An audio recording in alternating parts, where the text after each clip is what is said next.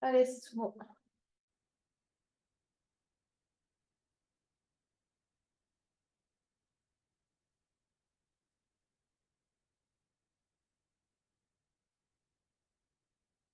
Bonjour. Bonjour.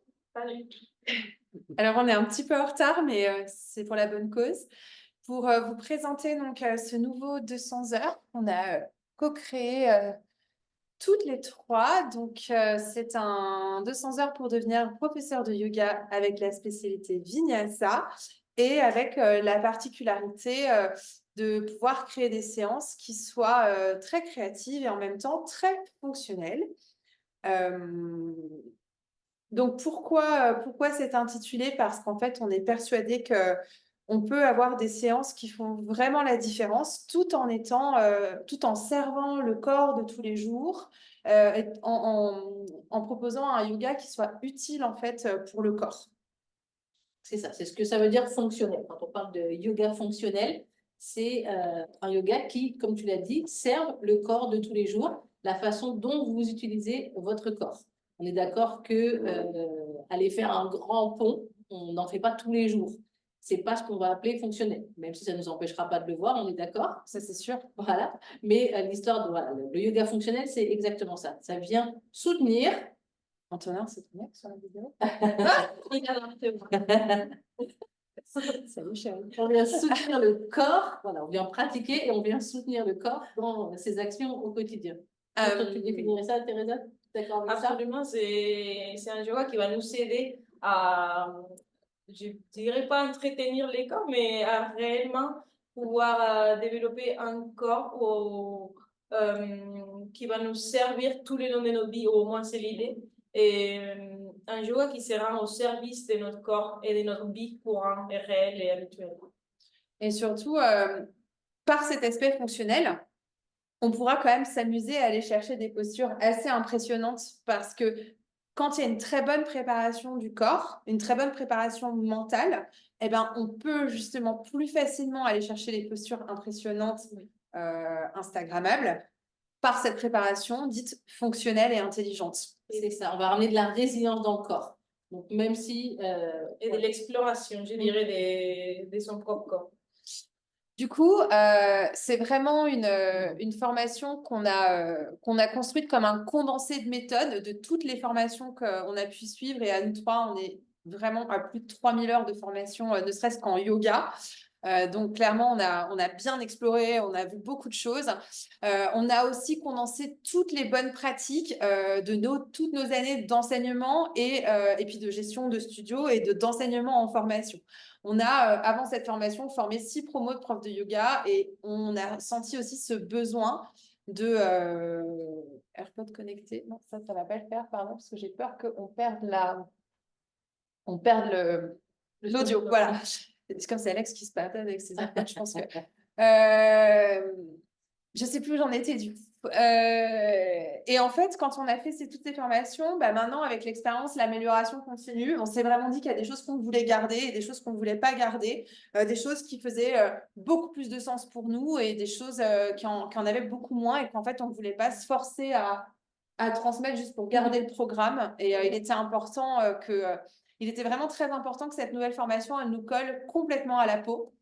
Et il y a eu beaucoup de tri finalement de fait et des rajouts qu'on n'avait pas dans le programme initial à la base.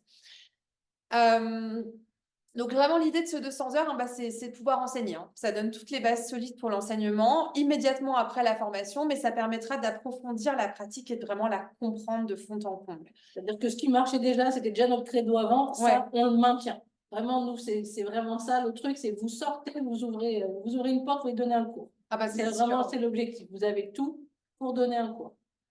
Donc, vraiment un vinyasa fonctionnel et intelligent pour une meilleure compréhension du corps et une progression efficace. Parce qu'en fait, c'est vrai que ce mot fonctionnel, il n'est absolument pas sexy. Non. Mais c'est vrai que c'est ce qui permet de vraiment progresser en fait dans la pratique. Parce que parfois, quand on répète juste pour répéter, quand on ne comprend pas ce qu'on fait, ça ne permet pas de progresser. Alors oui, le corps peut s'assouplir, oui, le corps peut se renforcer.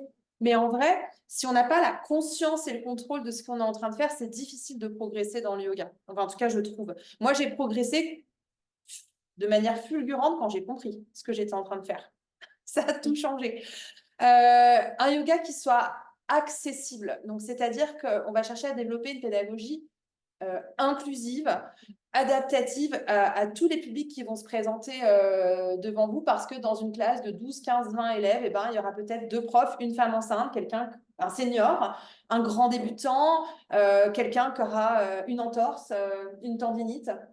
Et ça, on voit ça tous les jours. Donc, il faut être capable en fait de s'adapter sans tuer le rythme de la classe. C'est ce qui en fait aussi un yoga durable, qui fait qu'on va pouvoir pratiquer toute notre vie dans la fonctionnalité qu'on a tenté. Donc, c'est ça aussi qui est intéressant avec cette pratique.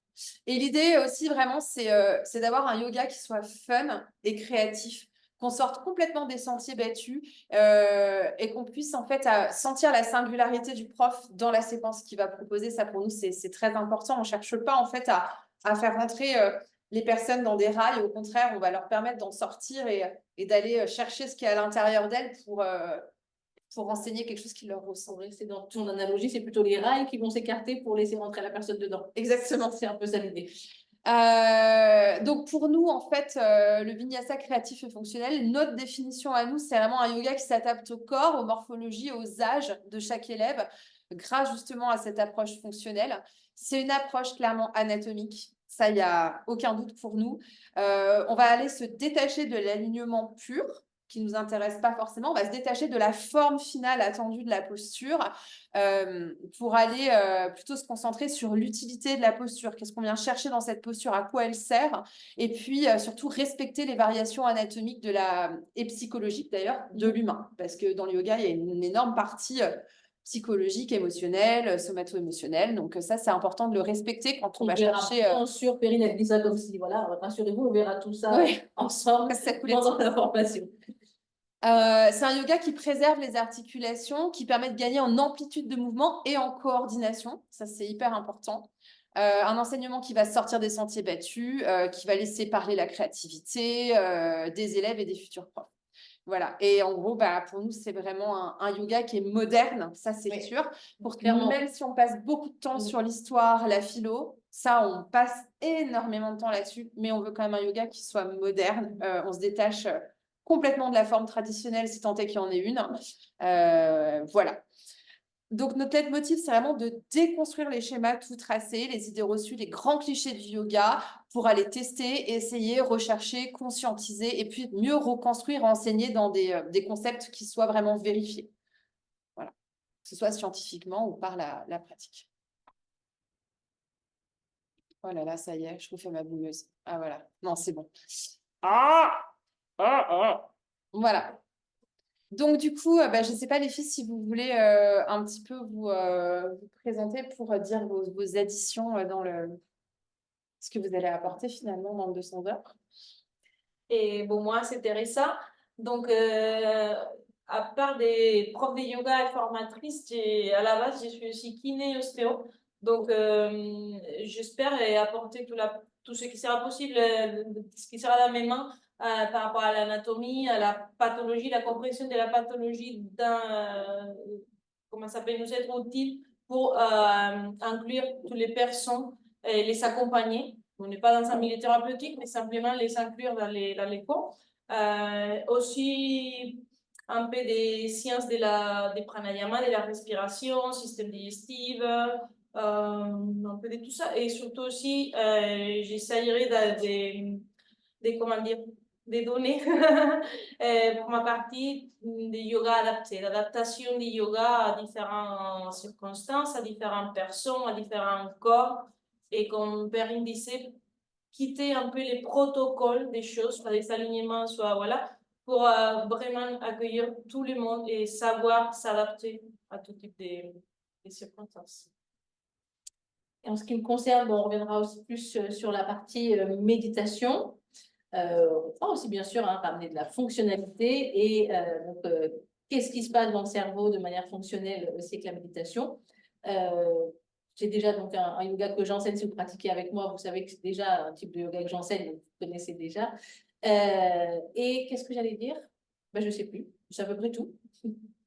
Bah, c'est déjà pas mal. Ouais, c'est déjà bien. Dans la description, j'avais mis Yin Nidra, experte de méditation, des corps subtils et des flots doux mais puissants. Tout à fait. Pas mal, non? C'est pas mal. Donc oui, tout ce qui sera pratique, en tout cas, on va pratiquer aussi beaucoup ensemble. Même si ce n'est pas une formation Yin ou Nidra, vous aurez des pratiques de ce type avec moi. Ça, c'est plus pour vous. Et on reviendra donc aussi sur toute la partie de la résilience ensemble. Mes études de psycho me servent aussi à vous transmettre ça. Donc, le yoga fonctionnel et durable, c'est aussi donc, la résilience dans le corps et la résilience psychique. Donc, on pourra revenir ensemble sur ces thématiques. Et puis moi, donc Perrine, moi j'adore tout ce qui est vraiment yoga fonctionnel. J'adore faire comprendre ce qu'on est en train de faire et que les élèves comprennent pourquoi on est là. J'adore l'histoire du yoga aussi parce que ça permet de déconstruire énormément de mythes. Ça permet en fait de comprendre vraiment en quoi le yoga c'est différent d'une autre discipline physique. J'adore le séquençage, c'est vraiment je pense que c'est l'une de mes spécialités et aussi je suis là pour aider dans la concrétisation du projet professionnel en tant que professeur de yoga. La partie business aussi, ouais, ça, bien tenue par Perrine. Ça, c'est bien mon truc parce que je trouve que c'est bien d'avoir un diplôme, mais c'est quand même mieux d'en faire quelque chose derrière. Et on ne vit pas chez les bisounours, donc ouais. à un moment, il n'y a pas... Voilà. Même si on aimerait peut-être, mais ce n'est pas le cas. Ce qu'il faut savoir, c'est que donc, cette formation est ouverte à tous et toutes, à condition d'avoir une pratique de yoga régulière. Donc, on n'a pas besoin d'un niveau, on n'a pas besoin d'un minimum de temps de pratique. L'important, c'est de dire, bon, bah voilà, moi, je pratique 2 fois, 3 fois par semaine. Bon, pas pendant des vacances scolaires, parce que si ça va, ok, comme tout le monde, mais juste de dire, voilà, moi, quand même, le yoga, je pratique, j'ai quand même un peu les codes. Si je dis, voilà, maintenant, Vinyasa, je sais ce que c'est. Être capable de pratiquer 1h30 à 2h voilà. par jour. D'avoir déjà un peu touché du doigt le pranayama, touché du doigt la méditation, mais c'est clairement une formation qui, à partir du moment où on a une passion pour le yoga et qu'on a envie d'apprendre et de transmettre, eh bien, elle est ouverte à tout le monde. Voilà. Mais il faut avoir cette envie d'apprendre. Parce que clairement, il y a des choses à apprendre, vraiment. Il y a beaucoup de contenu. On s'engage dans quelque chose. Il y a du temps à consacrer sur des devoirs et sur la préparation d'examens, et ça, c'est vraiment très, très important de l'intégrer avant une formation. Il y a aussi une plasticité interne, j'ai envie de vous dire, si vous pratiquez un yoga traditionnel, attendez-vous à être un petit peu bousculé. Ça, je préfère le dire. Voilà. Il y a une chose qui change par rapport à nos précédentes formations, c'est que là, on a décidé d'avoir 20 heures en ligne. Parce qu'en fait, on se rend bien compte que 200 heures en présentiel, c'est très lourd quand on a des enfants ou quand on a ou les deux, ou une activité professionnelle très prenante. Là, ça permet de libérer 3 jours de formation, en fait. Et ce sera 10 modules de 2 heures le mercredi soir et s'ils seront disponibles en replay. Donc, il y a toujours 175 heures en présentiel, il y a 20 heures en ligne et à peu près, il y a minimum 10 heures de travail personnel. 5 heures. Oui. C'est quand même beaucoup plus que ça normalement. Ça demande un engagement, ça demande du travail. Là-dessus, il faut être clair. Mais en même temps, pour la partie non présentielle, on a choisi des sujets, des contenus qu'on trouve que c'est même bien de les savoir en replay pour revenir sur les contenus, pouvoir les reconsulter. Donc, on pense que finalement, ça c'est complément bien. Et bien sûr, ça ne vous empêchera pas de nous poser des questions après sur ce contenu-là. Et c'est aussi une façon de digérer un petit peu différemment. C'est des sujets qui ont besoin de digestion et souvent les questions, elles viennent après. Donc, c'est aussi pour ça que c'est intéressant de les faire en ligne pour que la prochaine fois qu'on se voit, bah, tiens, j'ai cette question qui m'est venue suite à ce que j'ai entendu. Puis pendant les révisions, on est vraiment content de pouvoir relire et revoir certaines parties théoriques. On va passer aux objectifs de formation. Donc, le premier, c'est évidemment d'améliorer, d'approfondir sa pratique personnelle d'asanas, mais également de méditation et de pranayama, donc avec des très longues classes en fait de vinyasa et de mobilité fonctionnelle. Donc, en fait, tous les jours, il y a 2 heures à 2h30 de pratique qui vont C'est vous qui allez pratiquer Voilà, quoi concentré, qu'il arrive. méditation pranayama à peu près une demi-heure à chaque fois, et ensuite 1 heure et demie de pratique, et ensuite il y a l'asana lab, j'en parlerai un petit peu plus tard. L'objectif numéro 2, mais qui est égal à l'objectif numéro 1 pour moi, c'est d'être capable d'enseigner un cours de 60 minutes d'un vinyasa qui soit fonctionnel à un public tout niveau avec compétences, intégrité et réactivité. Ça, c'est très important parce qu'il peut se passer plein de choses dans un cours de yoga. Être capable de retracer l'histoire et la philosophie du yoga depuis ses origines il y a 2500 ans jusqu'à son arrivée en Occident. Vraiment comprendre qu'est-ce que c'était à l'origine et qu'est-ce qu'on a fait maintenant dans des studios voilà, modernes et occidentaux. On va étudier un petit peu les textes fondamentaux. Peut-être finalement comprendre qu'on ne peut pas faire de yoga traditionnel en 2024. Ouais, non. Je m'emballe un petit peu sur Sur le sur le programme. spoil. Ouais. On va étudier le corps humain et son anatomie parce qu'on peut pas, enfin, à notre sens, on ne peut pas enseigner une discipline physique sans en connaître le fonctionnement. Pour moi, c'est une aberration. On va essayer de comprendre son fonctionnement physiologique pour comprendre les effets des postures, de la respiration et de la méditation sur le corps. Comprendre le mouvement, la mobilité du corps, ses articulations, leur force, leur stabilisation à travers l'étude de la biomécanique et donc encore une fois du yoga fonctionnel. Démystifier, comprendre, utiliser les pranayama et la méditation pour acquérir les bases de leur enseignement. Donc, vous ne serez pas prof de pranayama et de méditation en sortant d'ici, mais en tout cas, vous serez capable d'en intégrer dans une séance de 60 minutes. Parce que ça reste l'objectif numéro 1, c'est enseigner un cours de 60 minutes à un public tout niveau. Séquencer des classes équilibrées, créatives, intelligentes, de manière méthodique et efficace. Ça, on y apporte beaucoup d'importance. Oui, ça c'est très important. Ouais. Rendre le yoga accessible en proposant des variations adaptées. Adapté, ça peut être adapté vers le moins, mais adapté vers le plus. C'est-à-dire qu'un élève qui a envie de s'amuser, on envoie, On va pouvoir lui proposer aussi de s'amuser. on envoie du bois à ce moment-là, grâce aux accessoires, aux ajustements ou encore aux assists dans des postures plus avancées. Voilà. Développer sa pédagogie. Donc ça, c'est un gros morceau. Son éthique et trouver sa voie E et sa voie X en tant que professeur de yoga. Puis enfin, on va essayer de professionnaliser son enseignement en comprenant les modalités administratives, comptables, juridiques, mais aussi marketing pour un lancement réussi en tant que professeur de yoga dans la vraie vie, ensuite quand on sort de l'école. Donc, on a un peu la répartition en heures dans ce 200 heures. Donc, on a 70 heures qui sont dédiées à la pratique et ce qu'on appelle les asanas. Donc, on va décortiquer les pratiques qu'on fait ensuite, posture par posture. On a 25 heures d'anatomie, 20 heures d'histoire et de philo, 20 heures de pédagogie, 10 heures de prana et de méditation, 10 heures de yoga adapté, 10 heures de mobilité fonctionnelle. Donc, la mobilité fonctionnelle, elle sera dans les pratiques, évidemment, tous les matins, mais vraiment de théorie sur la mobilité fonctionnelle, c'est 10 heures, c'est déjà pas mal. 20 heures de séquençage et 15 heures de business et de professionnalisation. Donc, effectivement, dans les Asana Lab, on va décomposer une centaine de postures pour comprendre les effets attendus, leur adaptation et leur variation. Dans la philosophie et l'histoire, on l'a un petit peu déjà dit, mais on va essayer de démêler le vrai du mystique, du romantisme, de la croyance. Qu'est-ce que c'est que la spiritualité? Qu'est-ce que c'est que, est-ce que le yoga est une religion? Enfin, en fait, on va essayer d'aller voir un petit peu tout ça pour un enseignement plus éclairé et plus respectueux aussi de ses origines. En fait, on va éviter de prendre des grands raccourcis sur le yoga. Pour nous, c'est vraiment essentiel. Éviter le charabia, il y a plein de choses qu'on Ouais. va éviter ensemble. Voilà. On va parler anatomie et biomécanique. Donc, vraiment, c'est tout ce qui a trait à la science du mouvement et à son application dans l'enseignement du yoga. C'est-à-dire qu'on ne va pas vous faire bouffer de l'anatomie pour bouffer de l'anatomie. Ce n'est pas du tout l'idée. Non. Bon, après, on est obligé d'appeler un chat. On ne va pas appeler un numérus. Enfin, voilà. Après, on est bien obligé d'apprendre les bases, mais l'idée, c'est pas juste de vous le faire bouffer, c'est de comment je le mets en place dans une séquence, en fait. C'est vraiment ça l'idée.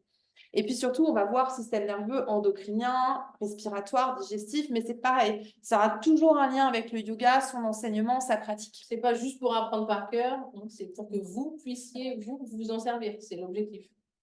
Les pranayama et la méditation, ça va être un peu pareil. C'est-à-dire qu'on va aller chercher les origines dans l'histoire et on va essayer de comprendre, en fait, les effets que ça peut avoir sur le corps et le mental. Donc, quand on a les études scientifiques à la clé, on les donne. Quand il n'y en a pas, on le dit aussi. Et puis, surtout, on va vous donner les clés voilà, pour pouvoir en mettre dans l'enseignement. Le séquençage, on va y passer beaucoup de temps parce que ça va aller du choix du thème au respect, finalement, du rythme d'une séquence. Et puis, surtout, avoir des classes qui soient vraiment différenciantes. Le yoga adapté. On va voir ici un petit peu les différents types de blessures, comment s'adapter ou ne pas s'adapter parfois, Comment on accueille une femme enceinte dans un cours tout niveau?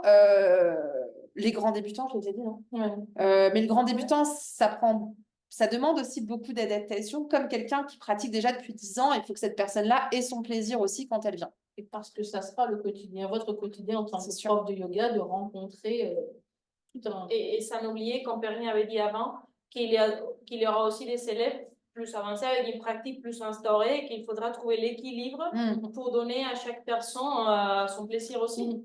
Ça, c'est sûr. Dans la pédagogie, alors là, il y a 20 heures parce que là-dedans, on va voir donc l'ajustement, que ce soit par l'instruction verbale ou par le toucher, pour permettre en fait, aux élèves de ressentir, comprendre et progresser dans les postures. On va apprendre à placer sa voix, à donner des instructions claires, des mises en situation réelles. Et puis, on va étudier des méthodes pédagogiques à adapter en fonction des publics. Ça, c'est vraiment Apprendre à apprendre. apprendre à C'est pas apprendre. inné. Voilà. Donc, Dans la mobilité, donc on va étudier la mobilité articulaire. On va essayer d'étudier aussi tout ce qui est fascia, chaîne musculaire, pour comprendre les possibilités et les limites du mouvement. Et puis là, c'est là qu'on verra en fait énormément de petits exercices pour gagner en fait en mobilité et donc progresser forcément dans les postures. Et enfin, donc on a 15 heures de business et de professionnalisation. Donc là, nous, ce qui s'est un peu passé dans nos formations, c'est qu'on nous a donné le diplôme, on nous a dit bye bye. Donc, on ne savait pas du tout ce qu'on devait faire pour se lancer concrètement en fait en tant que prof de yoga. Ça passe pour moi en société du numéro de SIRET, mais à l'assurance, au compte bancaire, à comment faire une facture et puis finalement trouver vraiment son positionnement. Voilà, on est prof. Voilà. Et après, on est prof. On est quel prof pour qui, pourquoi, comment, et pour montrer qu'il y a d'autres façons d'enseigner qu'en studio. Et ça, on a 15 heures là-dessus, donc c'est un gros morceau et c'est très important. Les dates, elles sont sur la brochure, donc je ne vais pas vous dicter les dates, mais en gros, on reprend nos 3 formats comme on fait tous les ans. Donc, il y a un format de 21 vendredis qui commence le 11 octobre, donc c'est à peu près 3 vendredis par mois. Il n'y a pas pendant les vacances scolaires, il n'y a pas pendant les gros congés. Et ça se termine le 1er juin. On a semi-intensif, donc de 2 fois 11 jours. La première partie, elle aura lieu pendant les ponts de novembre. Donc, normalement, ça fait poser que 5 jours pour avoir 15 jours, quelque chose comme ça. Et la deuxième partie en février, donc il y a 2 gros mois d'intégration pour faire tous les devoirs et tout ce qu'il y a à faire entre les deux. Et enfin, le format week-end. Et là, on est sur 10 secondes week-end. Oui. Enfin, non, c'est pas exactement ça parce qu'on va prendre un gros pont de mai et on va faire une petite semaine de 5 jours entre. Et puis, entre ça, il y aura donc les fameux lives qu'on pourra regarder donc en direct ou en replay. Tout ça, vraiment, c'est sur la plaquette. Donc, il vaut mieux la télécharger et prendre le temps de regarder toutes les dates. Et on fait une journée finale dans un super lieu à 1h15 de Lyon pour passer les examens, faire la remise de diplôme, le cercle final, faire une pratique un petit peu avancée. Donc, ça, c'est très, très cool. Du coup, dans les lives, on va voir un petit peu tout ce qui est histologie et biomécanique. En fait, on a choisi de le faire en live, mais on le fera en vrai aussi. Mais c'est juste que vous puissiez revenir à cette théorie qui est vraiment très, très, très, très, très, très, très importante. Je pense que s'il fallait retenir qu'une chose, ce serait presque celle-là. Comme il faut que vous l'ayez en replay, il y aura un live. Exactement. Il y aura un live sur les textes fondateurs, un live sur le système nerveux, un live sur le tantra et le hatha yoga, un live sur les corps subtils énergétiques, sur l'occidentalisation du yoga, sur le système respiratoire et digestif, sur toute la pédagogie, ce qu'on appelle les cues, la verbalisation, la visualisation. Il y aura un live avec Cécile en marketing et un live sur les aspects juridiques du métier de prof de yoga. Je continue. Donc, une journée type, on l'a dit, c'est 2 heures de pratique méditation, pranayama et mobilité. Après, donc, on a à peu près 1h30, 1h45 pour ce qu'on appelle asana lab, donc décortiquer les postures qu'on a vues pendant la pratique et les techniques d'enseignement. L'après-midi, on a toujours un temps de questions-réponses, un temps de 2 heures de théorie pure. Et après, on a toujours 1 heure de mise en pratique d'enseignement. Vous allez enseigner très rapidement, d'abord à votre groupe, et puis petit à petit à des vrais élèves. Dans la plaquette, là, parce que j'ai la plaquette sur un autre support, on est sur 91% de taux de réussite et on a formé à peu près 66 stagiaires et vous êtes 12 par formation. Donc, il y a un mentorat un peu privilégié. On est 3. Donc, on est 4, enfin, un prof pour 4 élèves. Donc, c'est vraiment VIP, quoi, comme traitement. On a fait aussi sur la plaquette toutes des questions-réponses. Bénéficier d'un tarif demandeur d'emploi. Donc, nous, on est Calliope, donc il faut savoir qu'on peut être financé. On a le FIFPL et l'AFDAS qui finance les formations. Le Pôle emploi, c'est au bon vouloir du conseiller. Donc, nous, on est Calliope, donc vous pouvez avoir des financements, mais souvent, c'est pas parce qu'on est Calliope qu'on obtient un financement de Pôle emploi, c'est vraiment au bon vouloir du conseiller, ça. Donc, bon, voilà.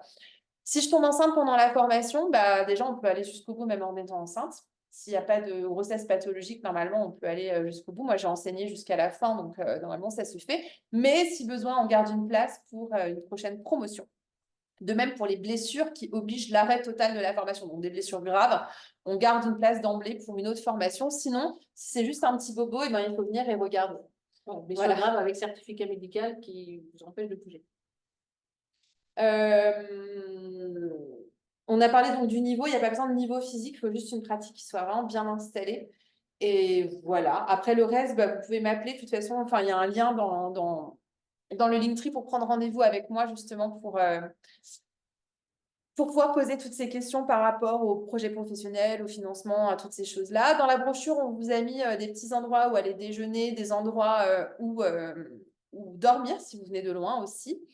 Donc là, on a un tarif Early Bird qui est avant le 1er juillet, donc vous avez le temps encore, hein, pour les sessions qui démarrent en octobre et novembre, donc la session des vendredis et la session semi-intensive. Et puis, vous avez la possibilité de payer en 2 mensualités ou 8 mensualités. Voilà, donc tout ça, on peut le voir ensemble par téléphone si besoin.